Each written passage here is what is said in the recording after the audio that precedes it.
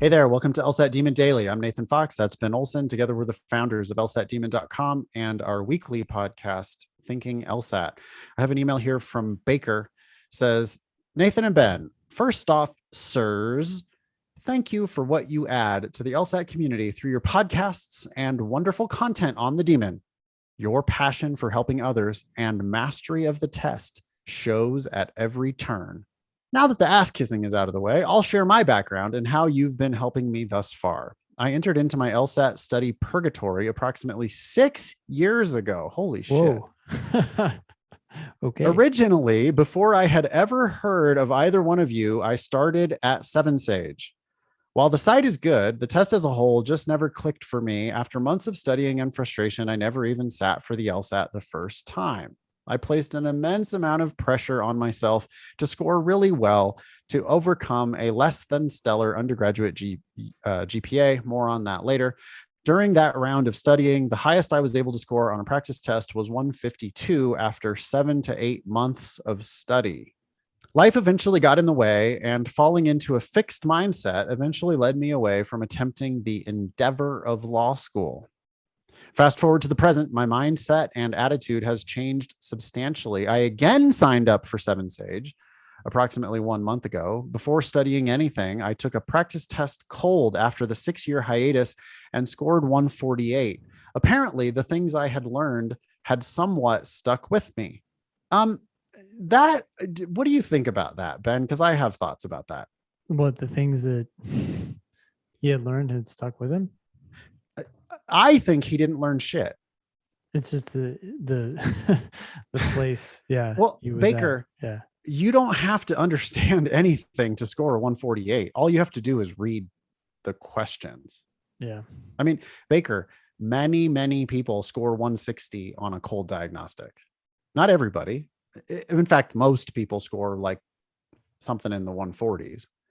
Yeah. Low 140s, right? Is probably the most common cold diagnostic. Yeah. I'm open to the possibility, Baker, that you didn't learn anything of value with your however many months of Seven Sage study. The test makes perfect sense, dude. If you just slow down and read it, then you should be able to score like pretty comfortably in the 140s or 150s. Mm-hmm. So like, I think that there's an assumption here that you have to have all this technical bullshit on board in order to be able to score something like a 148. And you definitely do not. Yeah. I mean, I'll never stop talking about my buddy Mike, who scored like 162 on his very first practice test and then just never looked at it ever again. Like he just scored a 162 and was like, yeah, I don't think I want to be a lawyer. Yeah. And that's with no prep whatsoever. That's just reading carefully. Like if you read carefully, you should be able to score basically 160. Yeah. Without any knowledge at all. So I think what you really need to do is kind of let go of whatever technical shit you think you learned in Seven Sage. It's clearly not helping you. I mean, you studied with Seven Sage for 7 or 8 months and got a 152. That's bad. That's like not good at all. Yeah. That's like, I think that you were burdened with a bunch of heavy-handed, overly technical stuff. And if you study with us at the Demon, we're going to be much more about, hey, dude, slow down, read it carefully. What's that say? What's that mean? What are they asking you? Think about it. Did you pick an answer that actually answers the question or not? And it's not about gimmicks and shortcuts and a bunch of theory. Yeah. Anyway, as soon as I signed up for Demon Free, I was hooked. Within 2 days, I had a premium account. Since then, I have scored 155 and 157 on 2 practice tests. I mean, that's that's an instant, dramatic improvement. And I think that comes from focusing on, it's like, shocker, brace yourself. But we're going to focus on actually understanding what the fuck they're saying and what they're asking you. And it's just not that hard to get into the high 150s if you actually read it and actually understand it. Yeah. While I still have pressure on me to score high, I'm focusing on learning the whys of the test and not just trying to outsmart the writers because that shit isn't going to happen. Yeah, it's really not. It's not like tricky. It's not gimmicky. Yeah. It's an intense test of reading. It's like about how careful you are. It's about how lawyerly you are. And if you just slow down and actually understand it, instead of looking for shortcuts and tricks and gimmicks, then you can improve like by a lot, like 10 or 20 points or more. Yeah. Anyway, Baker continues. He says, however, I have a substantial hill to climb. I'm about 16 years disconnected from a 2.38 undergraduate GPA. Wow. It's hard to get a lower undergraduate GPA than mine and still graduate. Baker threaded the needle there. Good job, Baker. During those earlier years of my life, I gave no thought to anything other than playing baseball and the fairer sex. I'm paying for those decisions now. Since then, I have enjoyed, used loosely, a successful career in law enforcement in the Southeast, in which my responsibilities and leadership have progressed in spades. I don't think that that's the correct usage of in spades, is it? I have no idea. Yeah. However, it is definitely time to open this door and walk through it. My wife and I have no debt, and law school debt will not be added. Excellent, Baker. Don't pay for law school. Especially now that you're older. Yeah. You have less time to pay that shit off. Yeah. And a family to support. From looking at the scholarship filter on the Demon and LSAC, I need to aim in the area of 165 to 167, given my undergraduate GPA. By the way, he said scholarship filter. It's a scholarship estimator, which is available at lsatdemon.com/scholarships. You can put in your undergraduate GPA and whatever LSAT score, play with it to see what kinds of scores might get you the kinds of offers that you want at all ABA accredited law schools, by the way. It's a very efficient way to search for possible schools that you might be interested in applying to. I would also like to point out that scholarship estimator links directly to the 509 reports for every school, so you can tell where we got the data.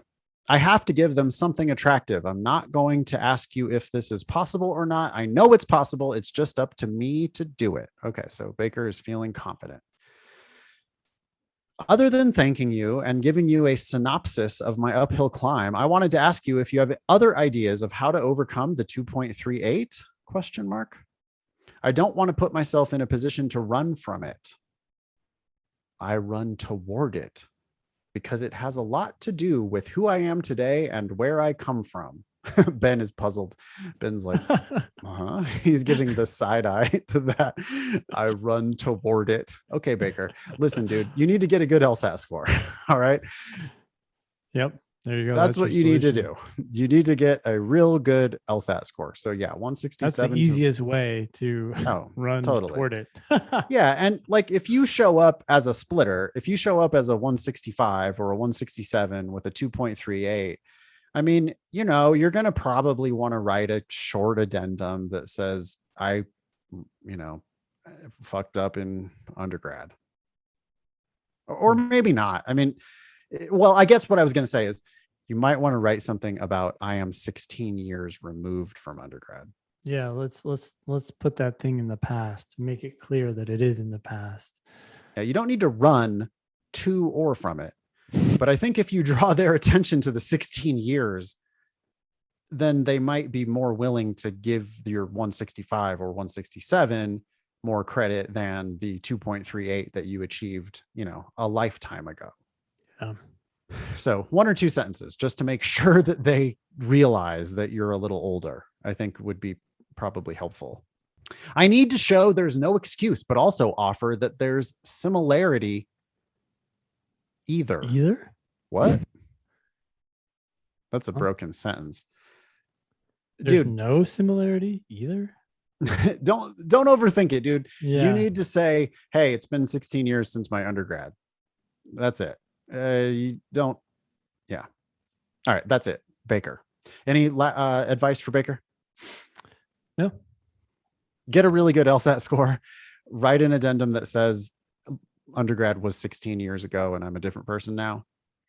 And write a personal statement showing you kicking ass in these leadership roles, and we'll see you as a mature A grown up. adult. Yeah, and that will also do the distancing for you, right? Make yourself look serious and adult.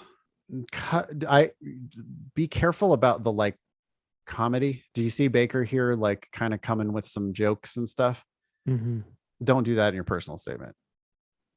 Make yourself look like a serious, successful professional, and then have two sentences.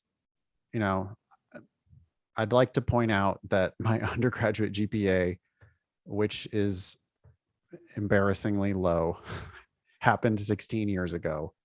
I think that my professional career, and my LSAT score is a better representation of who I am. Yeah, which may or may not even be necessary if you write a great personal statement showing how that makes it obvious. You don't say Yeah. how old you are, but makes it obvious that you're older. And again, I'm doubling down on what you just said, Nathan, but get the best LSAT score you can get, because the whole point here is that they're going to see that GPA and they're going to say, oh, does this person have the academic chops to succeed in law school? And the most obvious and easy way to answer that question is to come back with a killer LSAT score. And it's like, oh, Yep. okay, actually, maybe they do. Yep. No story is going to do that. Yeah, keep it short, dude. 2 sentences max if you're gonna write that addendum. Yep. And write a personal statement that just shows you being a badass at work. Cool. Email daily@lsatdemon.com if you'd like to ask us a question or share some LSAT or law school admissions news. Thanks for listening.